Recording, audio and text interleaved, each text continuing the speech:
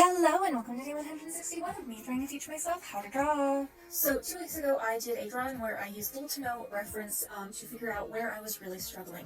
And hands and bent limbs, i.e. arms and legs, were the big places where I was struggling. So last week was all about hands, and this week I am working on bent arms and limbs. I also wanted to do a bit of a perspective challenge, as well as have some fun drawing some monsters. So I decided to try to put a spin on the pose here of Red Hood catching Robin with his hips and flip it into something a little bit different, and also try to force the camera angle so the foreshortening is a bit harsher. And I think overall I got in a good base. I drew in the big picture, and then off to the side you can see here I did some smaller studies trying to get like the twisting of her torso and the placement of her legs correct. And then I also went ahead and did a full torso and body of him once again to try and get the legs a bit better and to see if I could get the foreshortening a little bit extreme. His back leg is like coming underneath him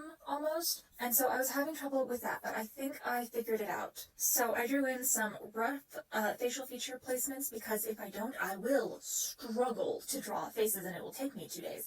These are like nowhere near what I want them to be, but it's close enough that I know I can work with it. After that, I plopped it into Clip Studio Paint and readjusted everything so I could have proper references and trace over and try to get things correct. I have found that taking pictures throughout the process, so I have a picture of just him before I drew her on top of him, so I could much easier see his entire body and the base that I'm working with and get that in and make adjustments to it, because I did end up stretching his legs out using the select tool and stuff like that, whilst copying and pasting them back onto the torso I already had, because his body is bending and I didn't like how it stretched out his chest and head. And then I spent like 20 minutes trying to understand the pelvis in that direction and angle so I could get that back leg to connect properly, and I think I did it. But yeah, that is what I got done today. Tomorrow I will be messing around with her and trying to get her situated